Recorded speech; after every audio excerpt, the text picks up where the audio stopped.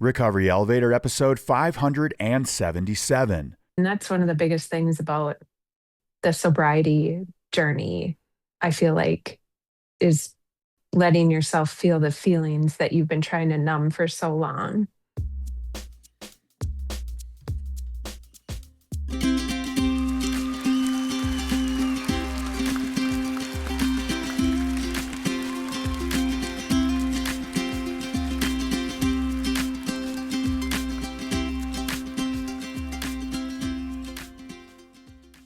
Welcome to the Recovery Elevator podcast. My name is Paul Churchill. This is how we quit.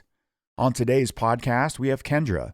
She's 38 years old from central Minnesota, and she took her last drink of alcohol on March 22nd, 2024. You're my hero, Kendra.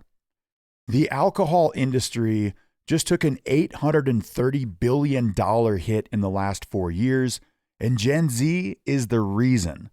This generation drinks 87% less alcohol than previous ones, choosing health, clarity, and control over hangovers and bar tabs. And it's accelerating a global decline in drinking that legacy brands didn't see coming. Beer, wine, and spirit giants built empires assuming every generation would drink more with age. But Gen Z broke the cycle, exposing just how fast consumer behavior can flip entire industries. How do I feel about that? Well, take the high road, Paul. Don't kick them while they're down. I can't. Fuck you, big alcohol. You lumpy bitch ass c***s. Sorry, I lost control there. All right, we're good. Recovery Elevator is compiling recovery stories for a new book called This Is How We Quit, and we're hoping to have it out on July 24th. If you want to be part of this project and submit your story, we'd love to have you. And there's no sobriety time requirement. So if you're thinking, I've only got 15 or 30 or 60 days, I can't submit my story, well, that's nonsense. We'd love to hear from you. The whole point of this book is helping others find hope and freedom from alcohol. You're going to feel incredible knowing that your challenges and adversity helped somebody else break free. Send an email to info@recoveryelevator.com and we'll send you a Google form to fill out and you can submit your story. And before we get any further, let's hear from my favorite resource, Cafe RE. Have you woken up with a headache, shame, and regret, and then told yourself you're never drinking again, only to find a drink in your hand later that same day? Well, we know what that's like. Willpower can sometimes work, but only for the short term. But community is required for the long run. Cafe RE is a registered nonprofit with one mission, helping you quit drinking with others who have the same goal. For only a fraction of what a DUI ticket would cost, you get access to daily support meetings, accountability partners, and a crew of people who genuinely get it. And if you think we just meet online, think again.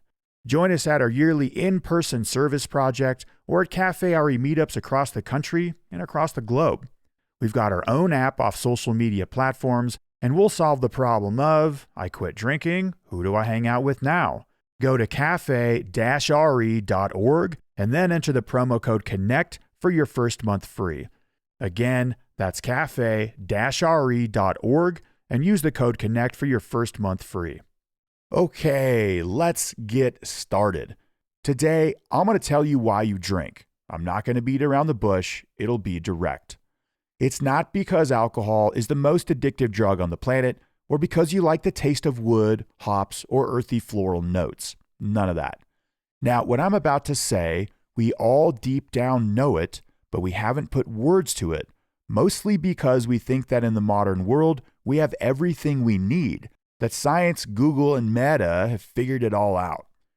You drink because in your biological psyche, in your DNA, in every fiber of your being, when you were born, you were expecting 30, 40, 50, 60, 70 sets of eyes to welcome you home to the village.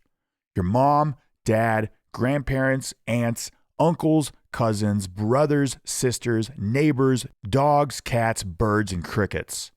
If you're like me, you got 2 sets of eyes, my mom and dad. And my dad had to go back to work 2 days after my birth. Actually, my grandpa, who later died of alcoholism, was there. And hey, in some aspects, I was lucky to have my mom and dad there. For many people living on the streets, that wasn't the case for them. For millions of years, humans evolved with the expectation of a loving and accepting community to be surrounding us at all times. This fracture started with the agricultural revolution, and in the last 300 years, the disconnection to the earth, our food, our neighbor, the stars, and more has been on overdrive. A studio apartment is a modern thing, and it's horrible for your health. In the modern world, you are ripped away from the second most important relationship you are meant to have from the very start, and that's with planet Earth. And then there's a promoted, relentless industry of the self, as in you're supposed to be okay by yourself. We don't need to go back thousands of years to confirm this. There are tribes in the Ecuadorian Amazon, the African plains, and Hutterite or Amish colonies that don't have a single story of one of their youth dying from an overdose, nor alcoholism. The opposite of addiction is connection, and we've never been more disconnected as a species, and this is absolute gold for meta. Remember last week I introduced March's theme, which is mindfulness and awareness. We have to first become aware of this, the lack of the village or the community surrounding us, before the healing can begin. About a month ago, I was listening to the book The Wild Edge of Sorrow by Francis Weller, and he so eloquently described what I just covered in this intro that I had to pull my car off on the side of the road and sob. I cried for the lonely child inside of me whose best friend was a teddy bear, who was so lonely as a kid and most of his life. So what's next? Be kind to yourself. This is not your fault. The pain that something was missing, because it was, landed in your biology likely before you said your first word. And this is why we all carry so much shame. When something is missing or wrong, we internalize it as we are the problem and we are bad. So this is not your fault, but it is tasked to you, us, we, to course correct, and we are. I hope you enjoyed today's intro. I want to mention this is an ad from BetterHelp. In March, we've got International Women's Day. It's a moment to celebrate women's strength and progress while also recognizing how much they carry every day. I know in our own household, my wife does so much heavy lifting, especially now that we have a child that seems to run around the house and just make messes everywhere. So listeners, I want you to take a moment and pause and reflect on the roles that women play in your lives, and also think about the expectations placed on them and the pressures that they feel. Women, you all deserve major kudos and support. With over 30,000 therapists, BetterHelp is the world's largest online therapy platform, and they've got an average rating of 4.9 stars out of 5, and there's 1.7 million client reviews. Women, your emotional well-being matters. Find support and feel lighter in therapy. Sign up and get 10% off BetterHelp.com/elevator. That's BetterHelp, HELP.com/elevator. Kendra, how are you? I'm doing great. How are you today? Yeah, I'm doing great. Thanks for asking. Let's get right into this. When was your last drink, Kendra? My last drink was March 22nd, 2024, and I've been doing pretty good ever since. Right on. You're about 2 weeks shy of 2 years alcohol-free. Incredible work. How do you feel? I feel fantastic, actually, and it just keeps getting better with time. I'd say it's like fine wine, but we're trying to avoid that. In my latest book, Dolce Vita, I compared Axl Rose's voice to a fine wine. And I even said it in the book. I'm like, poor analogy, I get it, but holy crap, Right. It gets better as he gets older. Interesting fact on the Recovery Elevator podcast, we've only had one Kendra in 577 episodes. I know this because Kendra has been interviewed twice. This is her second time on the podcast. And I went back on our Excel sheet, put in Kendra, and it's just you. And listeners, I would say 95% of interviewees on the show, it's their first time on the show. But sometimes we like to bring people back and kind of like a where are they now? So if you would like to hear her first interview, it's episode 501, which came out in September of 2024. But she's also going to get you up to speed and share her story again today. And also, I'm excited to hear about the year and a half-ish since our last interview, how that's been. So before we get into your story, Kendra, give listeners a little background about yourself. This is where you're from, your age, what you do for a living, maybe what your family life looks like, and then what do you like to do for fun? I am from Minnesota. I'm 38 years old, and I have one daughter who is 19 now. I am a nephrology practice nurse, so I'm an RN that works with kidney doctors. What I do for fun, I love to cook. Cooking is therapeutic to me. I like to walk, bike, cycle, rollerblade, just be outside, enjoy the sun. What is nephrology? Does that have to do with the kidneys? Yeah, that means study of the kidneys. So anything from chronic kidney disease, end stage renal disease. We manage a lot of blood pressure or hypertension and all sorts of other things. Cool. I learned something new today and probably some listeners as well. Tell me about your rollerblades. What kind of blades do you have? And Oh my I gosh. love rollerblades and I don't own any, Sure. but I need to change that this summer. Yes, you certainly need to get a pair.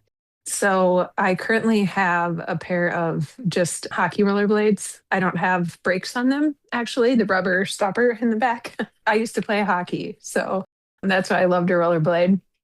I always dreamt of having a badass pair of K2s, but I haven't had those yet. Haven't Heck, bought a pair, but those are pretty smooth. So I remember my first pair of rollerblades that didn't have a brake, and you're like, what? What am I? This yeah, is a major safety issue, but you figure it definitely. out. You turn the back foot sideways and kind of you slow yourself down that way. Or you find a trash can to run into. I've done that before. Yeah, grass too slows you Yep. down. Yeah. All right, we got a little off track there, but when That's somebody okay. mentions rollerblades, and Rule 22 is a theme in our podcast, which is like to have fun and don't take yourself too seriously. We got to explore Absolutely. that topic for sure. For sure. Well, Kendra, I'm going to turn it over to you with your story with alcohol. I'll jump in with questions. Let's roll. To proceed this story, in 2006, I was 19 and I had a daughter who, at 6 days old, was diagnosed with cystic fibrosis. So I had to start managing that and grow up pretty quickly. I would say that I was always a little mature for my age, and I was the youngest child in my family. So I don't want to say I got left in the dust, but I had to fend for myself sometimes. Love my parents, but that's just kind of how life rolls when you're the youngest. So I never drank in high school. I was an overachiever, 4.0 average. I played hockey as well in high school and was supposed to go to college and play college hockey, yet I had a daughter. And looking back now, I wouldn't change that for anything. I'm almost thankful that I didn't go play college hockey and spend those years of my life doing that, yet I definitely tossed a couple years away. I took my first drink a couple months before I turned 21. So I did not drink as a teenager. And with that first drink, I remember getting completely shit faced, if I can say that. And I think I got the drink from my sister, something in a water bottle, vodka and Crystal Light or something. And it didn't taste like booze. So I just kept drinking it. Was super, super sick that night, next day. And that, I didn't want to feel that way again, yet I loved the almost the relief that it gave me, just being an overachiever and trying to always, I think, earn other people's maybe love or attention. I turned to alcohol going forward. And Kendra, from the first drink, you felt immediate relief from all of that. Yeah, it was like I could have fun for once. The first couple times I drank too, where I felt that like relief. And obviously, I drank after I had my daughter. And so I think never when she was around, yet I just feel like it helped me numb those feelings of what the hell am I doing in life right now? And I'm trying to raise a tiny human. She was diagnosed with this when she was 6 days old and like not even 6 pounds. And I had to start giving her medications like with applesauce on my finger, and I was just dealing with all of that and kind of didn't have my hockey dream to look forward to. I found an outlet, obviously, I was in hockey or in exercising and couldn't do that for a while. So then I feel like I started drinking more in about 2008 when I met a guy, and that was kind of all we did then for the next almost 10 years of being together. Every other weekend, when I had my daughter, we would just go hang out and party with friends. He could moderate his drinking, yet I couldn't. I feel like that was a little in part due to not growing up with alcohol. My dad has actually been sober for a little over 40 years. So I don't recall, we didn't really have it in the house. And my mom drank here and there, but I think it was kind of hidden from me or hidden from us as kids. Kendra, would you say from the beginning you had difficulty moderating? Yes, absolutely. Okay. Because I just didn't know how to drink. I mean, that's kind of funny to say, but when, you're just out there and you're having fun with your friends, and, obviously I was young, I would just get blackout drunk. So it was kind of binge drinking from the beginning. Not really Gotcha. intentional at first, yet it just caught up to me. And then I was the super fun Kendra and this more outgoing, or a lot of people say alcohol is a social lubricant. I just became this super fun and outgoing person. And then that's what I was known as with this new friend group I had. And almost like I had to compete with myself to keep up with that. I felt like I was kind of living a double life then through my 20s, where I was trying to have fun and party on the weekends, yet I was trying to keep my daughter healthy and do what she needed for her cystic fibrosis, yet going to school and trying to establish a career myself. And then also trying to be part of a family and be involved with other friends. It just ended up kind of catching up to me. I realized I didn't really have an off switch probably in my late 20s.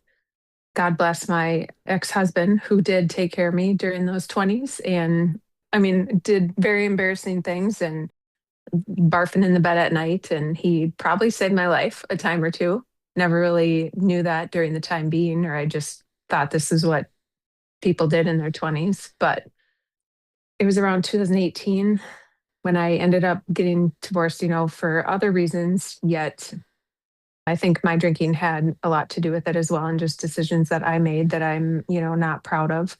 And then I wasn't around alcohol as much, but when I was, I still struggled with the whole off switch and struggled with just navigating how to, quote, normal drink or be a normal drinker.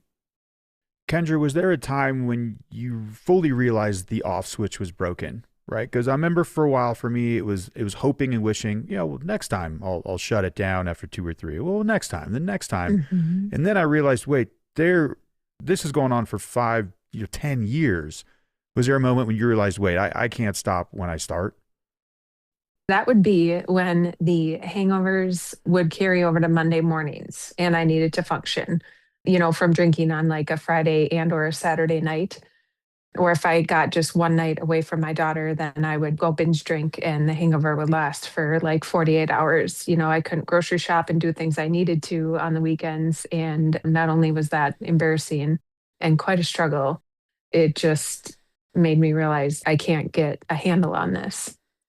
But then I got a job as a nurse and just feel like I really had to be more mindful of what I was doing over the weekends so that I could function and do what I needed to during work shifts. So I slowly started to try to moderate my drinking and say, oh, I'm only going to have two this weekend. Oh, I'll not go to this event this weekend and I'll go to the next one. And that means, that I can drink there.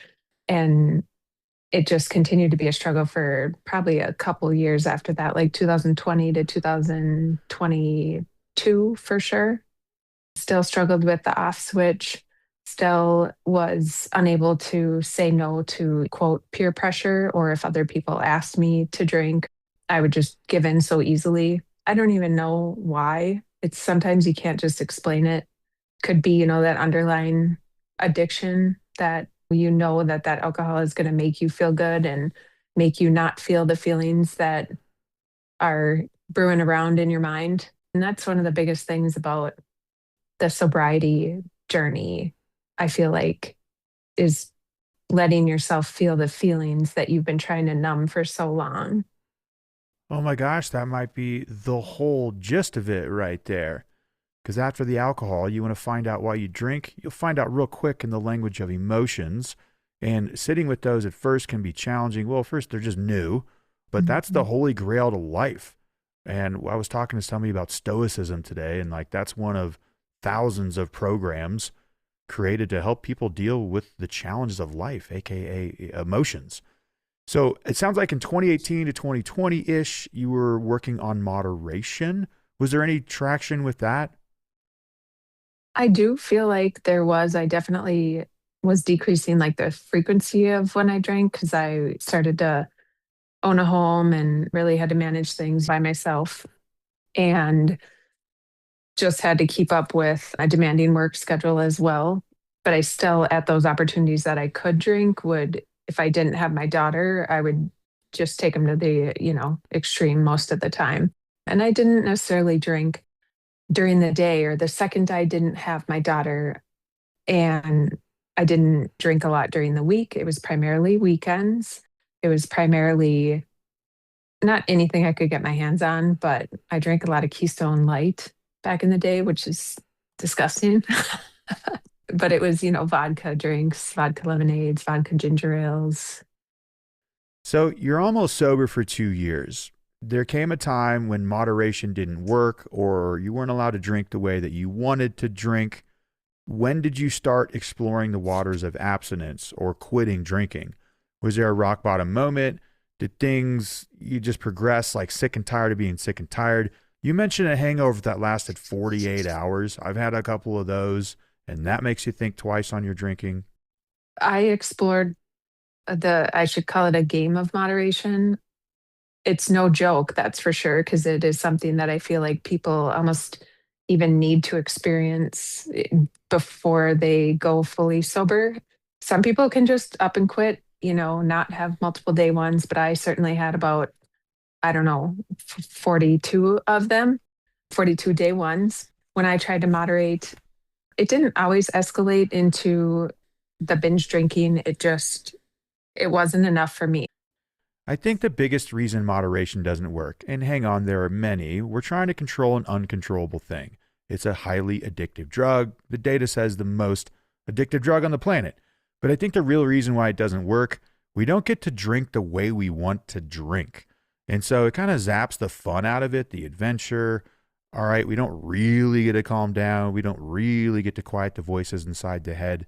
And then eventually it just becomes so painful to moderate that we start exploring sobriety. There was a time that I recognized, wait a second, not drinking at all is easier than me trying to shut it down after 2 or 3. I could actually shut it down after 1, like 50% of the time. And after 2, I would say that success rate went to 10% of the time. And if I had 3 beers, no way I was shutting it down. 4 or 5, no way. No way. So when did you recognize, wait a second, none of that's working. I need to quit drinking? I recognized that when, in probably like 2023, the moderation just wasn't working for me. And I knew that alcohol just wasn't fostering positivity in my life in any way, shape, or form. And I knew I just needed to quit altogether. I would still have one or two here and there and would still just feel terrible the next day. And I got the I Am Sober app in probably 2022 and started keeping track of my streaks. And then, whether I got 12 days or whether I got 34 days, or, at one point it was like 70 or 80, then I would just be really upset with myself that I would break my streak and have to be honest on the app. But I do recommend that for people. It was helpful to keep track of my streaks, whatever sober app you use, there's probably a lot of them out there. It just helped me to notice that I was like actually making progress, because even though I wasn't having 6 beers at one time, I might have just been having two. I mean, that is still progress. People do need to know that if somebody is struggling with continual day ones and struggling to quit, it's nice to keep track of those streaks to know that you're making some sort of progress down the road. Kendra, I like that progress. And I'm not dogging AA here, but I think there's too much emphasis on your quit date and continuous sobriety. And they almost throw out the days of stacking. And stacking means you get 3 days here, then you get 1 day. You get 4 days, and then you get 2 days. You get a week, and then you get 4 days. And if you can get that on a color-coded app and you can look at it and say, shit, in this month, I drank 22 days, but last year at this month, I drank 29 days. It's called harm reduction. It's very difficult to taper off alcohol. It's very difficult to moderate alcohol. In fact, I haven't heard a story on this podcast yet where they've been able to do it, but that's how it looks like for most people, right? They cut back and they track it. And we call it stacking, or that's the word that I've been using for it, but absolutely that's progress. So what happens next? There was a couple times from like 2022 to 2024 where my daughter saw me come home. It was probably only one or two times. At this point, she's a teenager and knows what's going on. And I would come home and late and not feel well the next day or be sick or hugging the porcelain gods and for, a couple hours the next day. And teenagers, kids in general, they don't need to see that. They don't need to experience that. And it made me feel terrible guilt as a mom. And I just didn't like that. Again, it only happened once or twice, yet it was enough for me to look over or see her asking, "Are you okay, Mom?" And I didn't need to go through any of that. It was all self-inflicted. And I was sick of doing that. I didn't want to do that anymore. And so I made the decision to quit. When you say you made the decision to quit, I want to unpack that a little bit because you said, I was sick and tired of that. I didn't want to go through that again. I think you said hugging the porcelain god. Your daughter was asking you questions. Are you okay? And you said, I didn't want to go through that again. And I just quit. And I think a lot of people out there, including myself, and probably you too, I went through that hundreds of times. It's like, I don't want to feel like shit again. I'm going to make the decision to quit. Hooray! Declarations in the mirror. And then I'm drunk later that night. What do you think it was for you where you said, I made the decision to quit? What did that feel like? Or what do you think it was that time? I think that from 2022, when I started to dabble in the whole sober journey and what would that look like for me, and reading some books, I read This Naked Mind by Annie Grace, which a lot of that resonated with me. I have to confess, I haven't read one of your books yet. I'm sorry. Oh, Kendra, thanks for coming on the podcast. I know. But I did start listening to Recovery Elevator right away. And I just realized that there's other normal people out there just like me that don't have huge, crazy stories. They had almost like a normal journey like I did, or something of their journey was what I experienced. And that is why I utilized like just listening to those over and over. And then sometimes when I would go for walks, I would just listen to these, and little bits would come up when I would drink or when I would feel, hungover through those couple-year journey before I actually like fully stopped drinking alcohol. And I just realized that I needed to move on. I needed to move on with my life and do other things instead of being tied to alcohol. Yeah, stigmas are rough, and the word alcoholic carries a stigma without a doubt. But I think the most dangerous part about that is people feel they have to have no job, no relationship, no money, and live under a bridge, blah, blah, blah, before they're like, oh, wait, I'm an alcoholic. I need to quit drinking. That's not the case. And that's why that can be dangerous. So many people on this podcast, they might say, well, I didn't quite have I didn't have that. But still, the emotional pain inside, I'm guessing, was so strong. You're like, yeah, I got to go. So listeners, This is Kendra giving you permission saying, look, if you haven't wrecked your car or you got your car from an impound lot after a DUI, you don't have to. You can make the decision. And right, we're trying to reconcile that I'm powerless over alcohol. Like, how can I make a decision to quit drinking? Well, you can. Sometimes you got to make that decision over and over and over and over and over and over before it eventually sticks. But you can do it. So Kendra, what happens after March 22nd, 2024? You said you're listening to podcasts. You read This Naked Mind. Still got some quit lit books from Paul Churchill to read. What else did you do? I tried to focus more on rest, and I kind of got into like a little bit of meditation and breath work. I do feel like that helped to calm the anxiety. I think that some people who don't experience like a big rock bottom, but they do struggle with drinking, that we are trying to like cover up anxiety essentially. So the less I drank, the more I noticed I think I was dealing with underlying anxiety and I needed to deal with the anxiety and with feeling those feelings. How did you do that, Kendra, in the first couple months without alcohol when those emotions come up, fierce, strong, and every day? Honestly, like I walked and I walked and I walked. Used to live by a lake up by Alexandria, and I would just walk. I would put in a podcast, whether it was, Recovery Elevator or one by like Jay Shetty, Andrew Huberman, Mindy Pels, just ones about like nutrition, longevity, healthy lifestyle, and also sober journeys. I would just fill my time with those because that's what I wanted to do. I know that's deep down what I've always wanted to do all these years is focus on being healthy and not drinking and just doing things that foster positivity in my life. And so that helped me overcome those things. Reaching out to a friend and telling good friends or family about my decision to stop drinking was helpful because then you have people who check on you. If you tell a trusted friend when you begin your journey to stop drinking, I do recommend doing that earlier. Even if you're still struggling with repeat day ones, just tell somebody. It's that person who can help hold you accountable to what you want to do. Do you think if you had not have told your close friends and family of your goal that you would have been able to make it this far? That's a great question. And I don't think I would have been able to make it this far. Since I became sober on March 22nd, 2024, I feel like there has been times that I have struggled with saying no. I've been in situations, at like a country festival for a couple days and everybody's drinking and everybody's having fun. And it brings back that desire to want to be the fun party Kendra.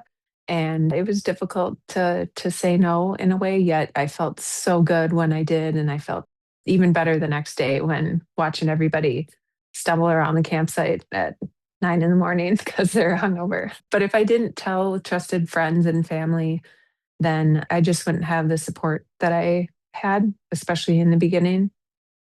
Yeah, we call that burning the ships here at Recovery Elevator. And that was a hypothetical question. Would you? You don't know. But listeners, if you want to improve your chances of success, yes, please tell somebody. Just as Kendra mentioned, huge value bomb.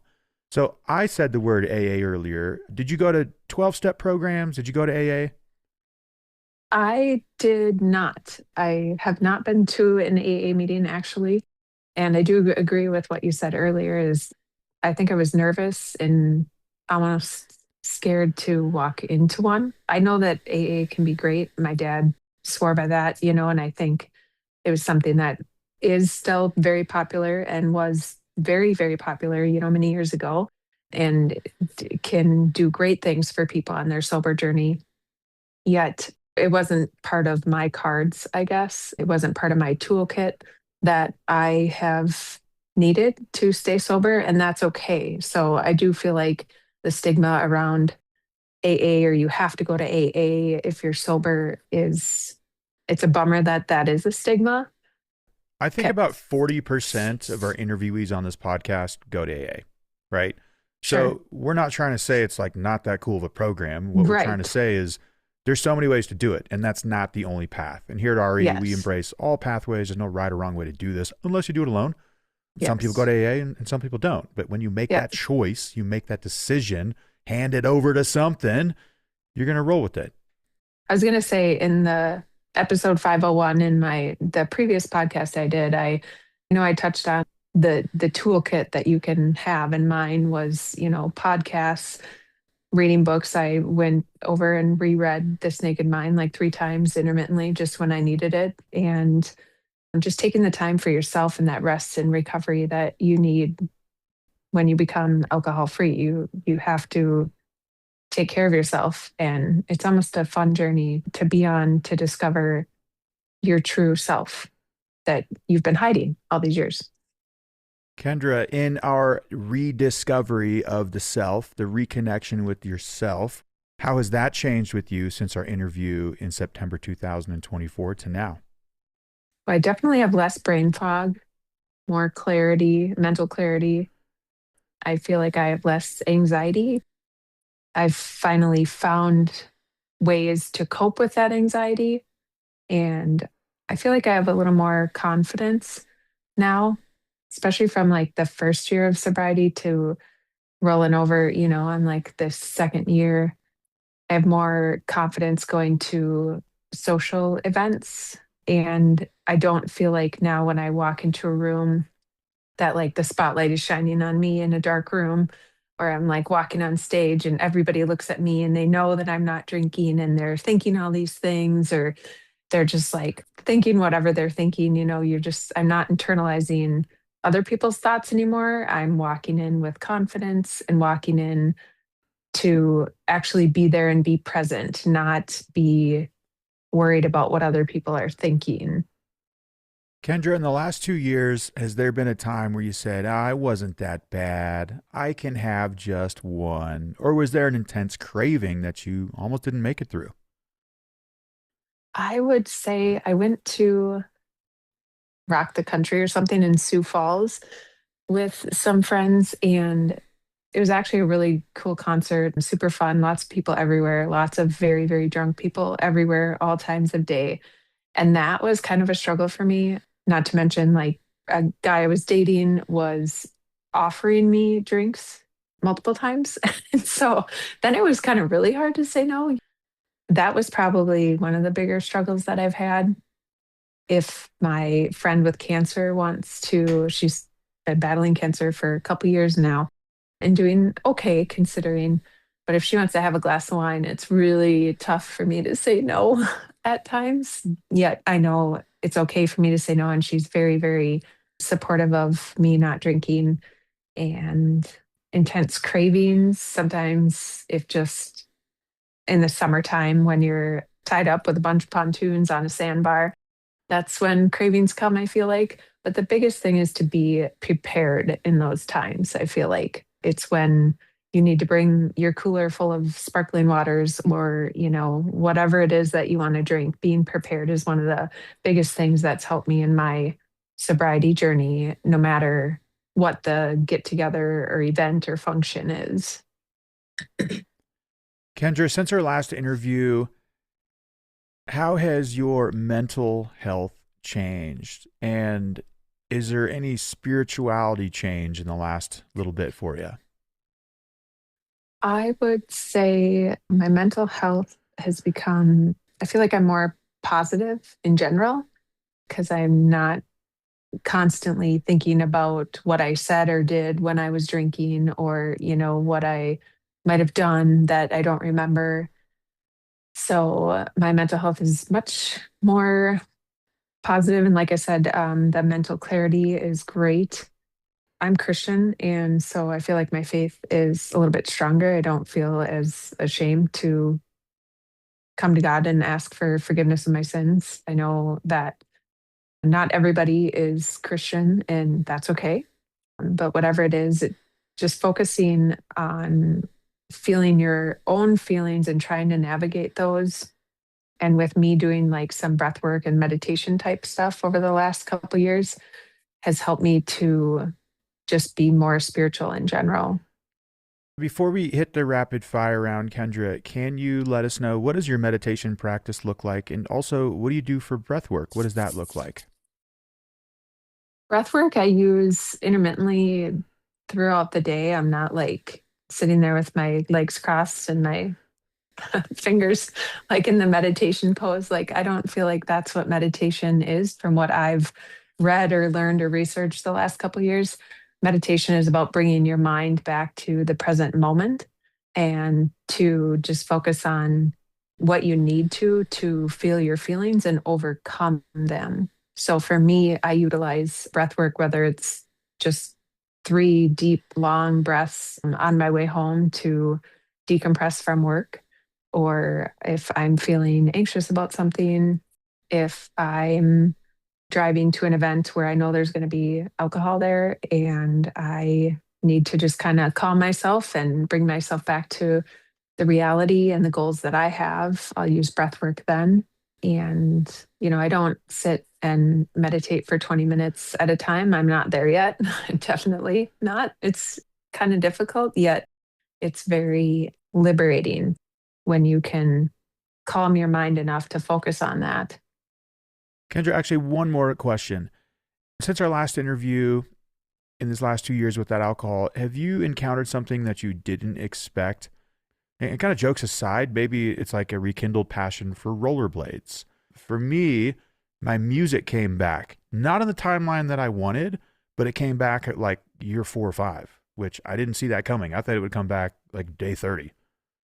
Yeah, just, biking, rollerblading, running. I was running for a while. I actually had back surgery last year, though. I dealt with back pain for a really long time because I had a herniated disc. And so that was probably a really big struggle in this sober journey, too, where I got exercise taken away from me as well because I couldn't do what I loved and still remain sober through it. So I'm grateful that I conquered that. Yet it was, really, really difficult. But bringing back just those childlike awe of when I see the sun and it looks beautiful, when you see a sunset, when you see a sunrise, because you're not hungover in the morning, those small experiences have really just brought me a lot of joy in my sober journey. Yeah, the free things, the little things are what bring you joy in sobriety and life in general when we're not clogged up with alcohol. Well, Kendra, we have hit the rapid fire round. If you could answer these questions in 5 to 10 seconds, are you ready? Sure. All righty. What's the one thing you've learned about yourself since ditching the booze? I have learned that I'm quite introverted. What's your favorite sober moment?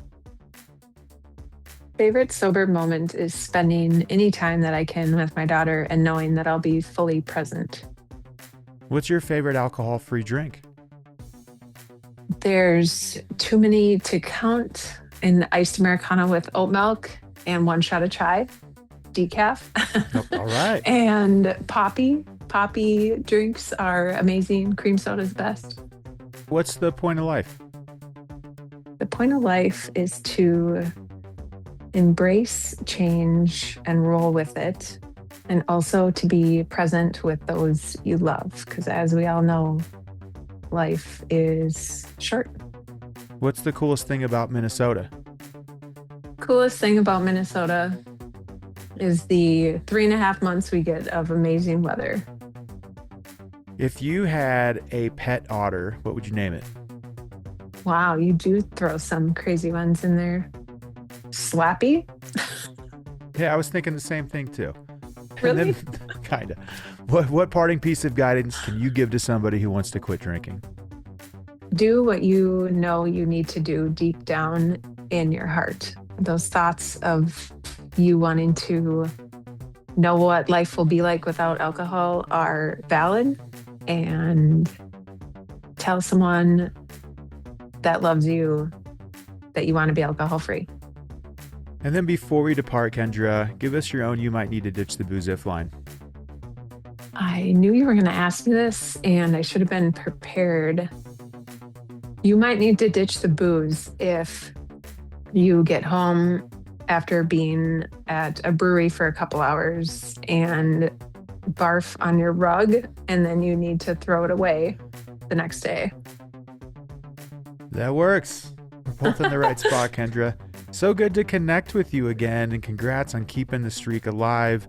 In 12 or 13 days, I think, you're hitting 2 years. I hope you're partying so hard with your rollerblades, getting outside, and sharing it with the people you've told about your journey. And definitely don't celebrate this alone. So cool. Thank you so much for coming back on, Kendra. Yes, thank you for your time, Paul, and keep doing great work. We have a date change for a retreat. Our ukulele in-person retreat in Costa Rica was going to be in October, but now it's November 7th to the 14th in 2026. I'm pumped about this course. We have never done anything like this, an in-person sober ukulele retreat. And we're also going to take Spanish lessons as well. Check it out, recoveryelevator.com. Go to the events page. I want to thank our production team for today's episode. We've got Natasha, Robin, and Chris on the decks putting it all together. Recovery Elevator, this isn't a no to alcohol, but yes to a better life.